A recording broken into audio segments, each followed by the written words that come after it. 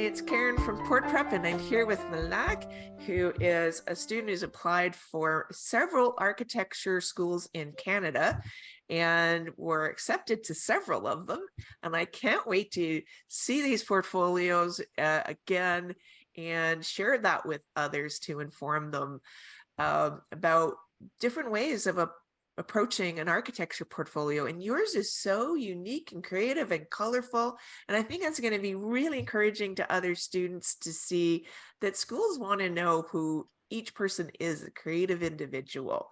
And I want to hear about where you got accepted and where you want to go. And we'll be looking at Malak's portfolio and hearing about how Malak prepared and what her journey was like in getting accepted. And hopefully you'll pick up some good advice and insights from Malak sharing about that. So thanks so much for joining us, Malak, and we're looking forward to seeing that portfolio. Let's hear a little bit about, in general, just where did you apply and how did you prepare and what was that like and where are you gonna go? Okay, just gonna give you the floor here. Hello, everyone. My name is Malak. I have been going to PortPrep since, I believe, July of 2022. It is now July of 2023. So I applied to Waterloo, Carleton, TMU, TMU was architectural sciences, and Laurentian. I tried to stay a little bit closer in my range, so that's why I cut out UBC and McGill. And I got accepted into all of them, which is shocking. Like I still don't believe it. I'm really happy about that. I did end up choosing Waterloo. It was a really big battle between Carleton, Waterloo, because I guess I was kind of scared because I know Waterloo is primarily known for its engineering program, and I was worried that there would be more math in the program, and I'm not, like, I'm good at math, but it's not something I want to do throughout all of university. So yeah, and I guess I was worried that also because the campus was the architecture campus isn't part of the main campus, and I didn't know how I felt about it. But after a lot more research and figuring out what the professors are like and our co-ops, I got really excited, and I decided to choose Waterloo. And if anything, doesn't go well, it's easier to go from a higher level school to a lower level school than it is the other way around. So, might as well try it out, and hopefully things go well. So 1 second. Guess what? I just interviewed Ben, who also went to the summer camp. He got accepted to Waterloo too, and he's going. Yeah, I know. I've been talking to him. Because there's this whole, there's a Discord server, and I found it and I joined it with all the architecture kids. And I got a message that was like, "Oh, Malak, it's me from camp." It's like, "Ben, you got in. That's amazing." I was shocked. Like, I just, the fact that I'm going, I already know somebody who's going from the camp too, was like, it turned out great. Everyone is so nice. Oh my God. Everyone is so excited. And it's just, I can't wait to start in September with, okay. Yeah, I could go on forever. Great. Awesome. I just think that's so cool because the camp, our architecture camp, we've been running it for 4 years. And it's small compared to our animation camp. And so there wasn't that many students there that were ready to apply. And so of the ones that were ready to apply, which were 3 that were ready to apply, 2 of you got it. And you're going to the same school. Yeah. Fun. I know, it's That's great. I love it. Anyway, let's get back to learning more about, I want to see your portfolio.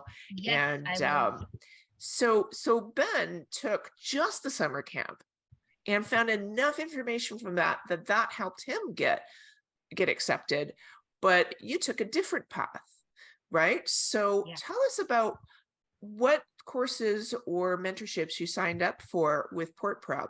And it'll be interesting to hear, in contrast, these 2 different paths you both took to get to the same place. Yeah. Okay, so I'll share my portfolio, and I can talk about each of the mentors that helped me with each of the pieces in comparison to all of the pathways I took, if that's. Yeah. So which courses or programs did you sign up for with PortPrep? I know I signed up for I think over 8 hours. I believe it got extended because I needed more time of private lessons with you and with any other mentor. So I definitely I had some sessions with Mr. Sam.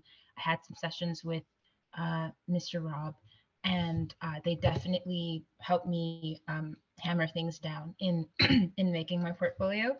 And I had this one was interesting. This one that Mr. Mooney, he helped me. He was part of the illustration camp, and while I was at the camp, he helped me with one of my pieces. I'd be happy to show it to you guys throughout my portfolio. But yeah, I definitely think I was really lost before my before finding this okay. I was really lost before finding this institution, and I couldn't, like, I had an idea of certain things, but I didn't really know what was required of a portfolio. And I watched YouTube videos and everything. I was still like, yeah, I'm still lost. Like, I needed guidance, and I really wanted that one-on-one with a person. And I love people, but I knew that I needed to be like just me and a teacher help me figure out this mess. Where do I go? What do I do? Is I'm the kind of person who has too many ideas, and I need help reeling them in so I could make one quality piece that's not just like a nightmare of everything. Me and my maximalism, it's my best friend and my greatest enemy at the same time. So it was definitely really, really great to be able to have these one-on-one lessons. And then alongside with the camp in the summer, this was for me the perfect combination. I was just looking at our records of what you took. So you signed up for architecture and design portfolios at the private level, Yes. Which was with me. Mhm. It's an 8-week online course. And you signed up at the private level so that you could have some in-person lessons and some Mhm. online lessons within that course. And that gave you a lot of structure and education about what to put in your portfolio, how to do that. Yeah. You also signed up for a personal mentorship with Rob Vertu, where you Mhm. had some in-person lessons in his Toronto studio. I think you maybe did some online ones as well. Yeah. Um, once we finished the architecture portfolios course, we continued with some personal mentorship for both online and in person. So you would come for like studio days. And I think you had another friend who was applying for illustration, and the two of you would come for studio days. So Mhm. there was a lot of personal mentorship. And then there was a few just consultations with some of our TAs, Samuel Hardwick, Hannah, Emma. So Samuel's a TMU student, and Hannah and Emma are Carleton students. And you also got some assistance from a higher level Carleton student who is our writing editor. Her name's Haley Colston.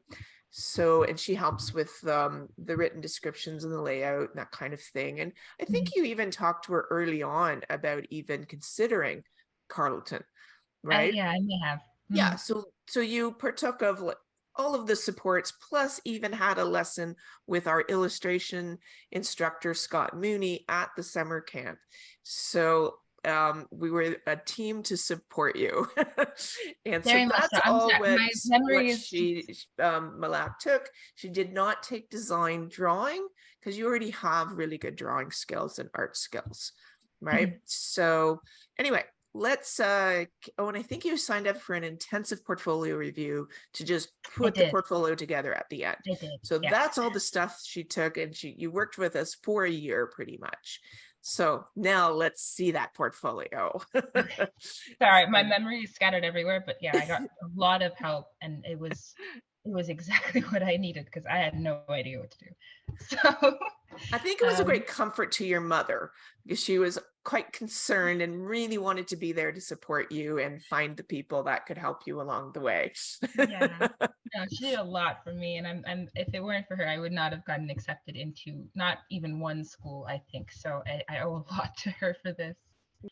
This is the portfolio that I submitted to Laurentian, but it's my most polished one and it has all my pieces in it. I can show you my Waterloo portfolio later. I had to cut out a lot of stuff because they had like a minimum number of slides and whatnot, because I know that's the big school everybody thinks about.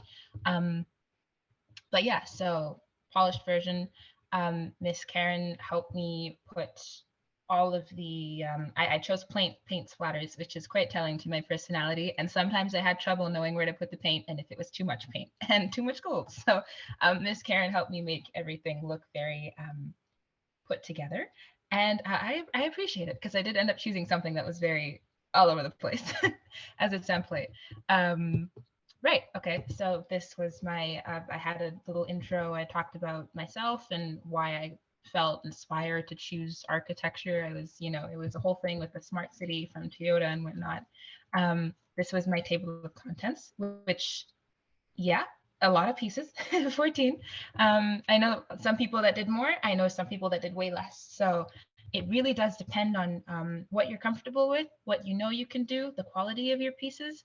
And yeah, I believe Ben got into Waterloo with 9 pieces, which was shocking, because it was even like below the minimum. And I was, how do you do it? But then at the same time, he has a very like mathematical type technical style, which very high quality and very like complicated and intricate. And I think Waterloo saw that. So it is really about the quality of your pieces. Excuse me. Sorry. Okay. So this is one of the pieces I felt inspired to do after the architecture camp. I do not like acrylic paint at all. It is one of my worst mediums. I didn't know what to do with it. But during the camp, we had a session with one of the TAs. I believe it was Emma, and she showed us she helped us use acrylic paint to make these little abstract pieces that we can put inside our collage. And using that, I had this like renewed sense of like, you know what, let's try something. Let's make an abstract piece, which is abstract enough. I chose to do something like the universe, the supernova, where like a star explodes. And I got like this really big canvas. We used some paint mediums in the class to change the textures of the paint. That was the first time I learned about something like that. So I got home, I bought some, I used it. It definitely helped with the overall feel of the painting once you have it in person. And I did have a bunch of calls with Miss Karen to help me figure out color schemes and where things should go. Yeah, the whole meaning of this painting was, I believe this one was for Carleton. It was one of their architecture prompts, which was to make something, I think it was an abstraction. That was the prompt for their piece. They have 6, I believe, and you choose 4 prompts, and that goes into your portfolio. So this was one for Carleton's, and I worked on it after the camp. So this is Universal by Design. I ended up putting a couple little details here and there, the gold flakes, the little chemistry symbols. I don't know what they're called. I did not take chemistry. And then I used some information of photography of pieces from the camp to bring out the opposite side of this piece, which was the darker one. We used we had 2 different portfolio sessions. One was not photography sessions, excuse me. One was for buildings, the other one was for pieces. And we learned about lighting and different types of effects and what you could do to change parts. And without that, I probably wouldn't have thought to make a picture where it looked like there were pieces from the painting that were like glowing or lighting up, because in the daytime you see the gold flakes, nothing special, but once you try to take this in a darker light, it just kind of looks like the gold is all that there's left, and it adds light, which I thought was really interesting. So yeah, it was definitely, again, like another perspective that I got for making pieces more dynamic from the camp, which I thought was a really great help. Yeah, I had a lot of fun working on this piece. For somebody that does not like to touch acrylic paint, this was great. The labyrinth. Okay, so this was one that we made during the camp, and I had not worked with models before that. I didn't know how to use an X-Acto knife properly. I took a lot of measurements, lots of ideas. So the whole point was to be able to use shadows to create something a little bit more intense. And I remember talking with Mr. Rob about this and how to rein in my ideas, because this one was definitely a lot more of a psychological piece to do with emotions and mental health. And at first, my ideas were a little bit scattered. I knew what I wanted to convey, but I didn't know exactly how to put it together. So I came up with like a rough idea, and then I sat down with Mr. Rob, and he helped me hammer down my points. He's the kind of person where you don't go to him to teach you how to use an art medium. You go to him so he can put meaning into your piece, or make you, like, force you to put some sort of message behind it and think really critically. Everything in your piece should have a purpose. In case anybody asks you, why'd you use this color? Why'd you use this shape? Why'd you use this texture? Why is the piece this size? He'll make you have an answer for all of it on the spot. And that's really important, especially during interviews. And if you want your piece to have some sort of substance in it, even if your piece, you created it without any meaning in mind, he'll find some way to put a meaning into it. And it's probably the most impressive thing that I've ever seen. Because no matter who he's talking to, he can just like snap his fingers and, oh, there's it's like a whole other piece in itself. It's really fascinating to me. I definitely had a lot to learn from Mr. Rob, and it's definitely something that I took into all my other pieces when I had to write the little paragraphs for each, because each portfolio piece had a little writing snippet. And so there are a lot of these pieces that I made from before the camp, and I didn't have any writing to go with it because I didn't make the piece with a message in mind. But after learning how he thinks and how to incorporate message into pieces, I was able to create all of these very elaborate meanings to these pieces that previously didn't have any. And that was just from his mentorship. And even after his mentorship, you kind of adopt this way of thinking. And it was very useful in figuring out all the writing for my work. Okay, infinite identities. This was one I created at school. It was, I thought it was mainly complete. I did take it to Miss Karen on, I believe, the first or second studio session at the beginning. And there were some things she's like, oh, this is really good, but maybe add a little something here. Around, I don't know if you could see it, but here, these areas were like really, really blank. I didn't have anything. They were just kind of like little crescents of color because they were at the side, and I didn't think about them. I'm like, oh, they're so small, nobody's going to notice them. But no, they're noticed. And I was prompted to push my creativity a little bit more. How do you add something, So I looked at like fish images, and I was able to research. Oh my God, using Pinterest was like a really big tool. You made boards and all of this sort of stuff to figure out things. I learned how to research more critically. I even made Miss Karen introduced this thing called like idea boards, which previously I hadn't made before. So if you have a piece, you have an idea, or you're still trying to figure out what you want to do, open a Google Slides, figure out the theme of the slides, find the pictures that make sense to the piece you want to make. What feels like it encompasses some sort of idea you have. Arrows, speech bubbles, like it's almost like this collage of just your brain working. Like you took your inner brain workings out and you put it on a Google Slides, and it definitely helped rein in a lot of other pieces. I can't wait to show you that one. Actually, I think it should be next. But yeah, so a lot of research went into some of the extra details, and yeah, this one was definitely a lot of fun. This was one of the pieces that I did not have something planned for when it came to writing out the meaning, but with Mr. Sam, I was able to, Mr. Sam? Yeah, Mr. Sam. I was able to, oh, I may have said Mr. Rob previously. I did mean Mr. Sam. Sorry. Mr. Rob was the um, industrial designer who helped with rendering images. So sorry. Yeah, so this was something that Mr. Sam helped me with during one of our one-on-one lessons. Uh, and okay, this piece took me a really long time. I got help from I got help from Miss Karen for this one, Mr. Mooney from the illustration camp, I believe Mr. Rob as well. Yeah, so he helped me figure out some color schemes for rendering. That was mainly Miss Karen. She helped me a lot with putting this piece together. This was one of my more complicated pieces because I had never done anything architecture design-y before. So this was definitely really new.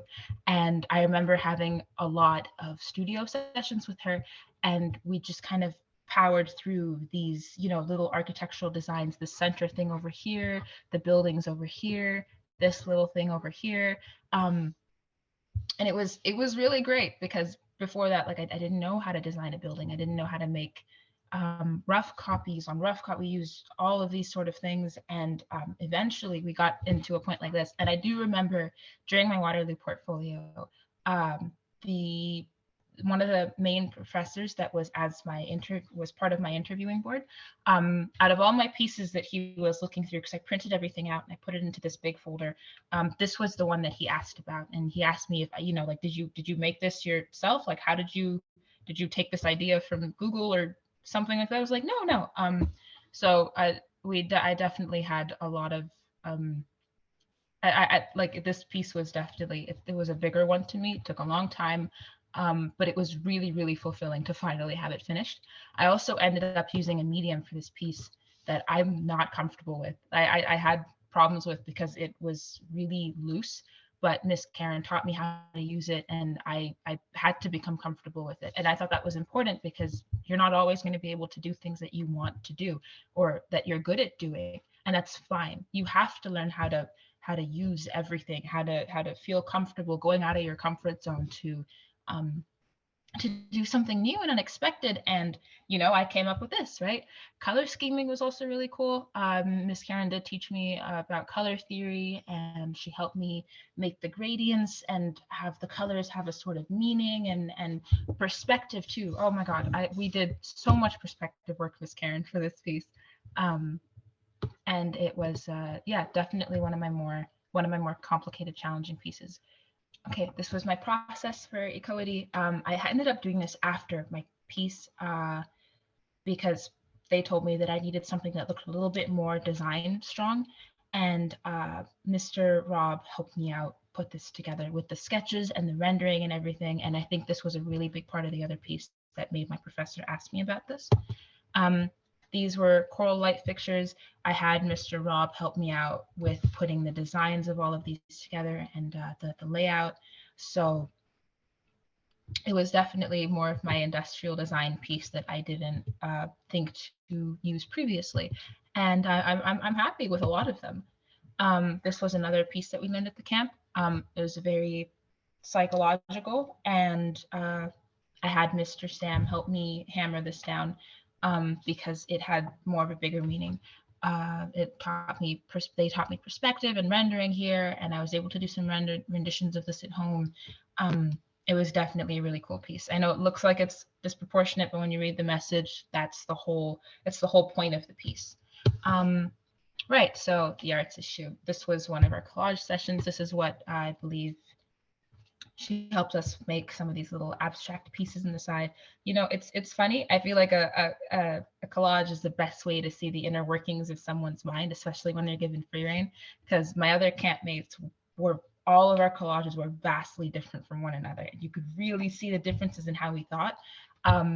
And it was really, really cool. Like if I could buy the other two and put all three of them in like a little case and just like have them on a wall, I would, because it was just such a really interesting comparison. It's like a visual representation of people think differently but the same, and it was really interesting.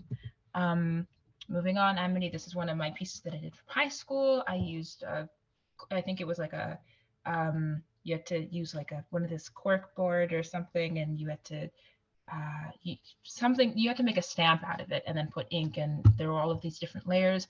I previously had only did this one, and then I used some digital art and I made some copies and changed the colors of everything, so it would be some sort of like pop art thing. This was the progress for the piece.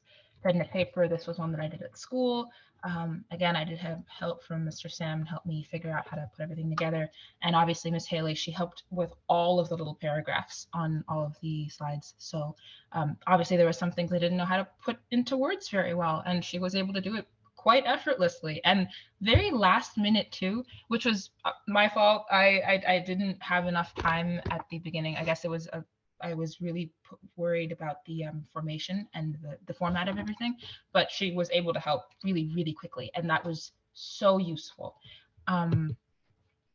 This was another piece that I did at school. I was able to fix some things according to with Miss Karen's instruction and put everything together. The event horizon, this one was a portfolio requirement. It was an art prompt from Carleton. And I was able to use these different media. I did use the mixed media paper for the two people in the middle, and then I tried it on the back using watercolor, and that didn't work. So I had to X-Acto knife the people out, and then I stuck it onto another watercolor page after I did some art on the back. And so yeah, this piece was definitely one that I had a lot of help with because of the anatomy. Actually, anatomy was probably one of my stronger suits compared to doing things like acrylic and whatnot. So I'm really happy with how this one turned out, and the color schemes. Using Miss Karen's teachings on color theory, I was able to choose complementary colors that matched what I was thinking of. And yeah, I came out with this piece, which I'm really happy with. This one, reclaiming maximalism. So I had a friend who was like, you know what, I'll like, she was nice enough to allow me to use her as a model. She's colored hair and everything, so I thought it would be really cool with the jacket. Um, this was one of the pieces I was inspired to make after the camp piece, like the abstract painting at the beginning. This one took 2 straight days of work. I did not sleep. I watched a lot of movies in between while I was sewing everything in and gluing all the gems together. But yeah, I remember, so during the camp, I was encouraged to think out of the box, which was wonderful. But sometimes I would be too much, and again, I had to be reined in, which was perfectly fine. I get it, because some of my pieces, like if I didn't have a collective like if I wasn't put together, then it wouldn't have come out right. Then I thought, let's just make a piece where I could release all of this maximalism pressure building up inside me, and I can put it all into one piece. A couple pictures that I took before the camp. I took this in another country, I think a summer before, and they were relatively basic, and then I was able to change colors and saturation and things based off of what I learned from the photography in the camp, which definitely made it pop out more. From friends that I've shown my portfolio to, they all really, really liked this pink one. Super saturated, super bright and fun, and very like pop arty, which I really like as well. This was another one that I learned perspective and whatnot. This one was a picture that I took at the camp, because the location was in downtown Guelph. There was this Basilica of Our Lady Immaculate, and we had a full like 45 minutes where we were just going all around the church or the basilica during sundown. So there was a whole like sunset setting and whatnot. But because it was really intense, I wanted to use these skills we learned about, symmetry and perspective and like this dramatic intensity. So based off the stuff that I learned from the camp, I wanted to combine it all into this one set of photos, and it turned out to be way better than I thought it would. I don't think I've ever taken a photo this intense before. I really do like how it turned out. Domus Musicorum. Okay, this one was a Ryerson prompt.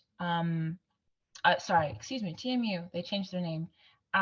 It was, you have like this big piece of paper, I believe it was 11 by 17, and you were very limited in what you were able to do. You could make like two folds, three folds, two cuts, not even cut outs, just like a cut. Um, and you had to make something unique out of it that looked different from all sides. And I was looking at this paper, I didn't know what to do. I had no idea. My mistake was that I used a smaller paper as practice, but the dimension, like the ratios weren't the same. So after I spent like a good 11 hours on planning and then another 2-hour call with Miss Karen to figure out um, how to make this piece look as dynamic as TMU wants it, I ended up going to the bigger paper and I was looking at it. It was like, oh my God, I figured out the dimensions, they weren't working out. But I spent another little bit more time figuring out how to get the curves just right. So I had to compensate a little bit, but it did turn out pretty relatively the same. Um, Domus Musicorum translates to House of Music in Latin. Yeah, so this is my piece that I ended up using lighting as a really big factor for it. My dad had like the perfect flashlight that could create like a spotlight effect. I also really like color. You probably could tell from the rest of my portfolio, so I couldn't just settle with this. I ended up using some colorful sticky notes such as these, and I put them over the flashlight to create some sort of colored effect from paper onto paper, which I thought was really cool. And I ended up turning it into some sort of like symphony house, a concert house, which was a really cool thing. I thought this was probably one of my favorite pieces, despite it being such a challenge for me to work on. Um, and with my mentorship with Miss Karen, I definitely like this was not something I could have done on my own because I did not know how to do this. But it was great. I genuinely, I do love it a lot. Yeah, and that was pretty much my portfolio. Okay, so this was my Carleton portfolio. I'm just gonna have it like this so you guys can get an idea of what I did. So basically, when applying for Carleton, they only wanted their prompts, so the 4 pieces that that you could choose from out of their list of 6, and then another 4 pieces that was just you, like choose whatever you want. And they didn't want the whole portfolio set up with the pictures and the words and the title cards and everything. So they just wanted you to take one photo each and then submit it into like you had like this setup where there was upload your picture here and then a small box with a word limit on the side where you could put in the writing portion. So I kind of arranged everything so that I could put as many pieces like pictures as possible into a piece. Um, for this, I put the 2 pictures together. For this, I had like 3 going on. This one had my everything else, so I was able to put as much into it. And then into the corner, if some of my paragraphs, I believe, were a little too long, so for Domus Musicorum, I had to shorten it a little bit. I didn't.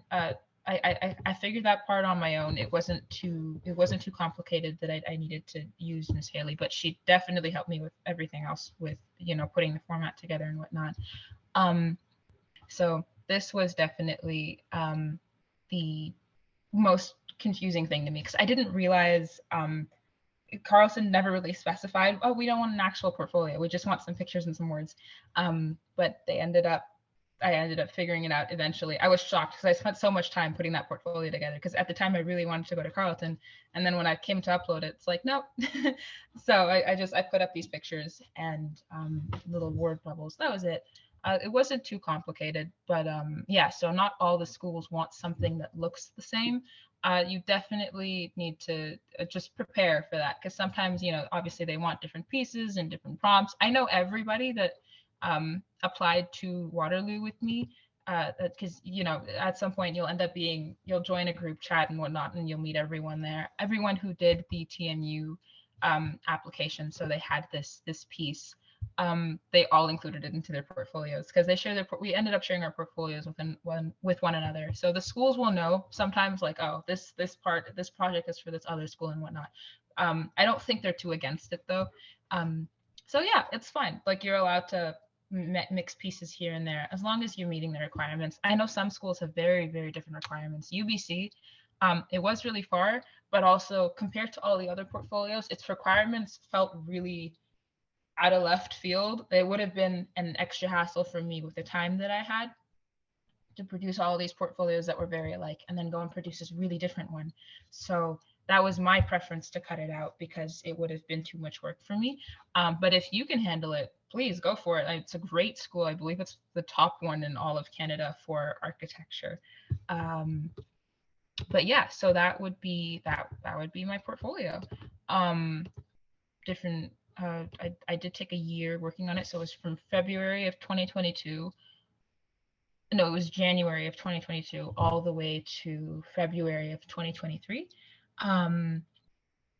Or to April of 2023, because Waterloo wanted their portfolio submission in a later month. So Waterloo's application was really interesting because you had to put in your grades, and then that was like round one, and then after round one they want everything else, and I chose the in-person interview, which is, it's up to you. They really don't, they say they don't care whether you do online or in person, and I think it's true because a lot of the people around me ended up doing the online video anyways. It's just easier to do the interview, I think, because it's less work, you don't need to edit as much. But yeah, so everybody has their requirements, and you'll figure out your way around it as you go, and Miss Karen is there to help you, which was, yeah, it was really wonderful. And then obviously I got to talk to the students that got in, which really helped me nail things down. Again, Waterloo was like a really last minute choice for me.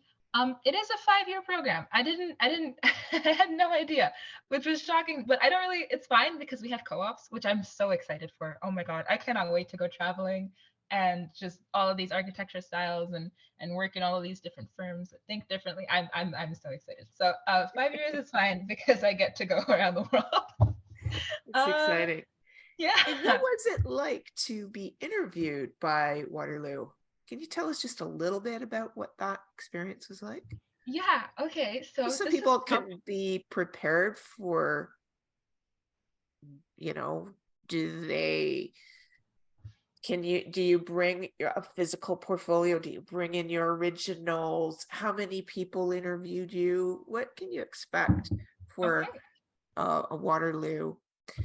You know what? Let me bring my portfolio case really quickly so I can show people an idea. Okay, and so this was my portfolio case for Waterloo. Ignore this piece, I just have to put it in here somewhere. It might be slightly out of order because after the interview, like, they opened my case up and they looked at all the pieces and whatnot. But oh no, yeah. So I printed out all the pages from what's it called? Staples. I chose a pretty good quality. It is closed right now, so I can't really open it, but like everything, I just like put all the pieces inside. And I just, like, all the important pieces that they were asking for, I excluded the cover page and whatnot, but I do wish that I did include it so this could stay as a memory with me forever. Yeah, so because they did tell you to, like, bring as many pieces as you can, but some of these pieces were really hard for me to transport to Cambridge. Because they were models that were really delicate or because the paintings were too big, but there were definitely kids that walked in there with, like, what one girl that I ended up meeting, she had like these 2 really massive black bags, just like full of stuff. Like, it was like this squared thing and had like padding on the bottom. You could see like models sticking out from the inside. There were people who I believe like brought laptops to show their pieces off. Other people got like the small plastic box thing and they had all their sketchbooks in there. I remember bringing my sketchbook and I didn't want to like filter through everything, so I made all these little sticky notes on top so I'd be able to, like, oh, you want to talk about the event piece that I wrote, here's my work for it. Oh, you probably can't see with the light, but like, here's my work for it. That's the idea. That's a great idea. Yeah, sticky note your sketchbook, because if they ask for questions, you don't want to be going through the whole book like, oh, I can't find a piece, right? Yeah. They will take your sketchbook and look at it by themselves, though. So if you just give them your stuff, I was interviewed by 4 panelists. 2 of them were professors, and another 2 were, I believe, 4th or 5th year students that were looking into just getting some experience.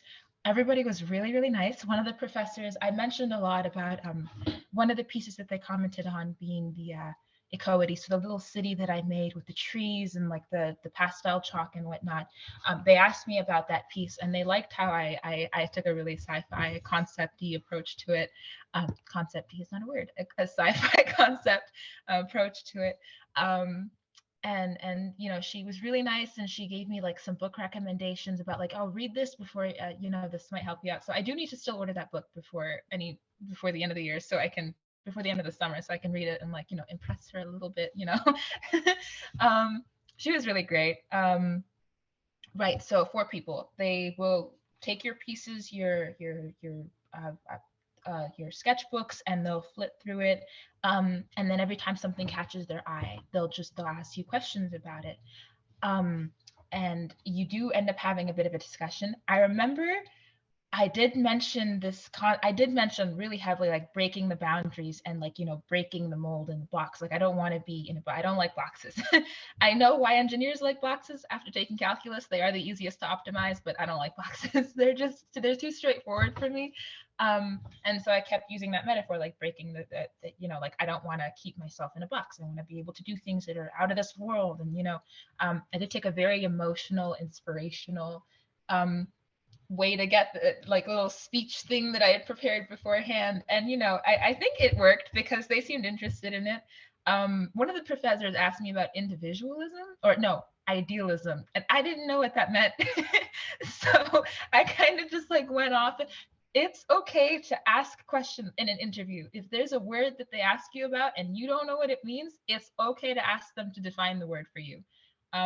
I had an idea of what the word meant because of the context that he put it in. So I went off of that. And when I got in the car, I researched the word and I was like, okay, I answered it right. I was good. But that was just because I got lucky. If you have a question in the interview, ask it. It's okay. It'll just help you answer the question better. And because you know, I'm a very idealistic thinker. Now that I know what that means. And you know, I like practicality, but I do like, again, breaking boundaries and whatnot. Was I nervous? No, which was really weird because everybody was like, oh, like they were shaking. You could see that, like, you know, I met a friend there who was, you know, like really, well, we're friends now. She's so sweet. She walked out of the interview. She was the one right before me, coincidentally. And she was like, yeah, I was really nervous. I think it was okay. And I was like, no, don't worry about it. Like, it's fine. You know, everybody's probably nervous, and it's weird because I wasn't. And I think it's because at the time of the interview, I didn't want to go to Waterloo. I wanted to go to Carleton. And I'd already gotten into all my other schools. So I was like, you know what, we're going to do this. If I get in, if I don't get in, it's fine. But that's just for me. I was a very special case in this little thing. But I did care about, like, I did want to impress them. I remember going and like I dressed my best, you know, I definitely had like these little colorful earrings, and I wore like a silk dark, like an emerald green blouse that was a little shiny, and some patterned pants. Like I went in being myself, right? I was really excited. I know I wanted to impress them because this was Waterloo, and I want to be like, yeah, you know what? Even if I don't accept you, like your application, I know I want you to want me as a student. So yeah, but the interviewers, they understand that you're students and that this is probably like it could be your first interview if you hadn't had a job yet. And if you're nervous, they know. Like they're not scary at all. It's like a casual conversation. Were there other things that you had to do? Like, what was your average? Did you need to have a tutor for anything? Like, how else did you prepare? Were there any other challenges that you had to face? Yes. Okay. So, did I have a tutor? Absolutely. I needed to make sure that I wouldn't let my math and science grades fall down, because physics I really enjoyed in grade 11. Grade 12 physics was a nightmare. My teacher was great and he made sure that my grades were fine and everything, but I guess so by grade 11 my grade, like holding my grades up, was fine. I didn't really have a problem with it. But by the start of second semester, grade 12, I had 2 really important courses that were going to be used in my top 6, right? I had tutoring, of course, but by that point, I was mentally exhausted. My brain had tapped out. I was burned out. I was like, this was it. And I couldn't, like, I had a really bad start to the last semester. And I remember getting a 60 on my first math test for calculus. Like, oh my God, I don't know, because I'm not a 60s kid, right? I'm at least like I'm at like minimum 80s, highest mid 90s, right? So that's that was my range of stuff. And I was so below that. And then physics, I ended up getting a 62. It's like, what's happening? And I don't know. It was really, really stressful because I know I needed these marks and I got so far and I didn't need these two things to be the only reason that I wouldn't get in. But the teachers in your last semester, they're really understanding. They know that you're tired and that you need a break. I remember being really worried about physics because he was a really strict teacher. So the portfolio that I printed out for Waterloo, I brought it to school and I had a meeting with him after class. And I was like, sir, this is why I'm not doing so great in your class. I spent so much time working on it. And I did put, like, I remember as helpful as everything was with the portfolio, like it would have been so much worse if I didn't have the mentorship. But at some point, like you just try to manage everything for so long that you end up like it gets too much. And he looked at it, he was impressed, and he was like, you know what, don't worry about it. We're gonna make sure that you're okay. Just keep going. I can't have you give up because if I won't be able to help you if that's what happens. But they are really understanding. Your teachers, most of them are not your enemy. I know sometimes you get scared when it comes to asking for like a mark boost or a little bit of help or maybe some questions after class and whatnot, but most of them will definitely understand. And I don't think they want to be the person that you're going to hate for the rest of your life because they didn't bother helping you with like 2%, right? They're not monsters. I know you're nervous, but at least ask, because the worst they can say is no. But if you didn't ask and it turned out that they would be more than willing to help you, then you just missed an opportunity, right? So don't be afraid to ask for help. That's fine. They get it. You're tired. It's been 4 years. And it's just like it makes sense, right? It's okay.